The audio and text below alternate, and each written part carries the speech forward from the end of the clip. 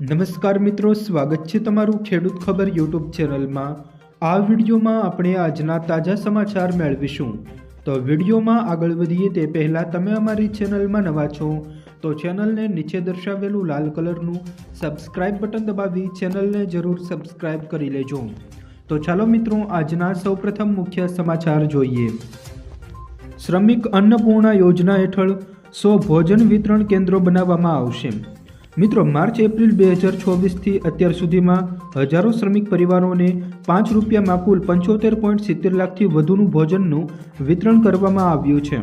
રાજ્યના વધુમાં વધુ બાંધકામ શ્રમિકો સુધી શ્રમિક અન્નપૂર્ણા યોજનાનો લાભ પહોંચાડવા માટે આગામી સમયમાં નવા 100 કડિયા નાકા ખાતે ભોજન વિતરણ કેન્દ્રો શરૂ કરવામાં આવશે તેવું આયોજન રાજ્ય સરકાર દ્વારા કરવામાં આવ્યું છે। આમ મિત્રો, વાત કરીએ તો શ્રમિક અન્નપૂર્ણા યોજના હેઠળ લાભાર્થીઓને માત્ર ₹5 ભોજન આપવામાં આવે છે। ત્યારબાદના મહત્વના સમાચાર તરફ આગળ વધીએ તો ખેડૂતોની ફરી દિલ્હી કૂચની જાહેરાત। મિત્રો, શંભુ બોર્ડર પરથી ખેડૂતોએ ફરી એકવાર દિલ્હી કૂચ કરવાની જાહેરાત કરી છે।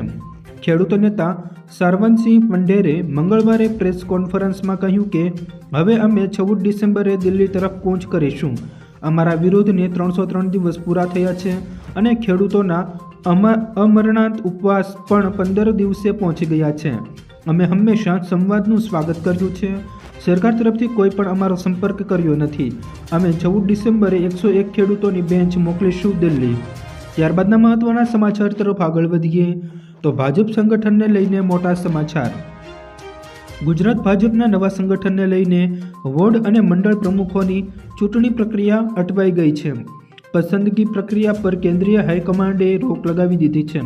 મળતી માહિતી મુજબ ભાજપ પોતાના સંગઠન માટેના નવા સીમાંકનનું આયોજન કરી રહ્યું છે।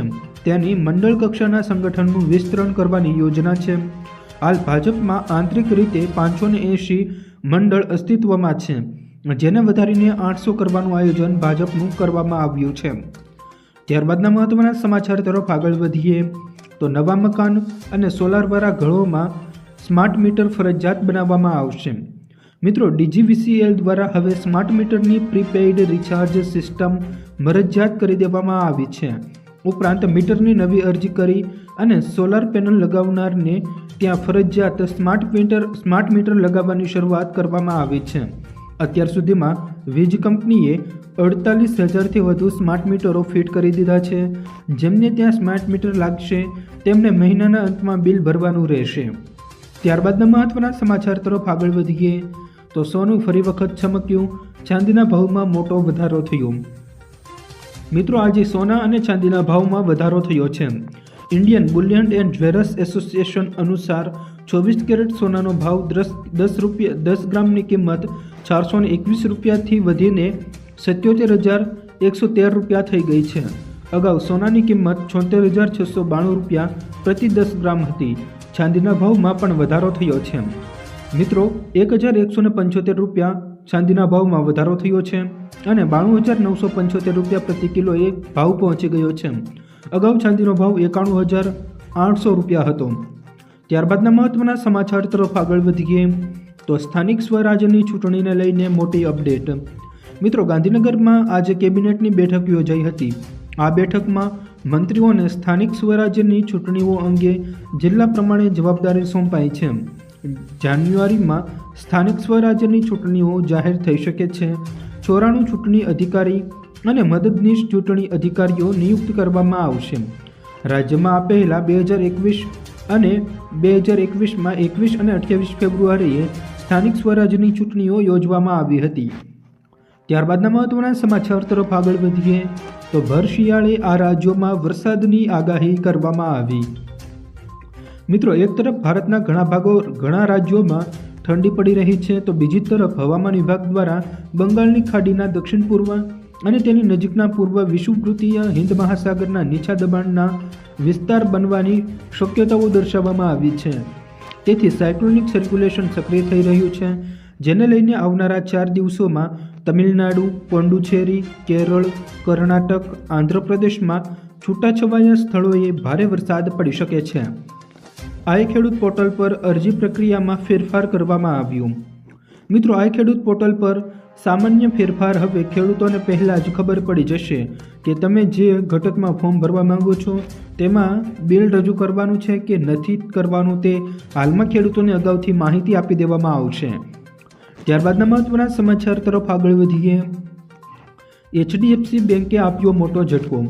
મિત્રો, RBIએ એકવાર ફરીથી રેપો રેટમાં કાપ નહીં કરીને લોકોને નિરાશ કરી નાખ્યા છે। જ્યારે હવે દેશની સૌથી મોટી પ્રાઇવેટ બેંકે પોતાના ગ્રાહકોને જોરદાર ઝટકો આપ્યો છે। HDFC બેંક અમુક પીરિયડ માટે લોન પર MCLR રેટમાં વધારો કરવામાં આવ્યો છે। બેંકના આ ઝટકો છે। મિત્રો, MCLR રેટ 0.05% બાદ ઓવરનાઇટ પીરિયડ માટે લોન રેટ 9.15%ની જગ્યાએ 9.20% થઈ ગયો છે। નવા વ્યાજ દર 7 ડિસેમ્બરથી લાગુ થશે। ત્યારબાદના મહત્વના સમાચાર તરફ આગળ વધીએ તો PM મોદીએ બીમા સખી યોજના લોન્ચ કરી। મિત્રો, નરેન્દ્ર મોદીએ હરિયાણામાં પાનીપતથી બીમા સખી યોજનાની શરૂઆત કરી છે। LICની બીમા સખી યોજના હેઠળ 10 પાસ અને 18થી 70 વર્ષની મહિલાને સામેલ કરવામાં આવશે।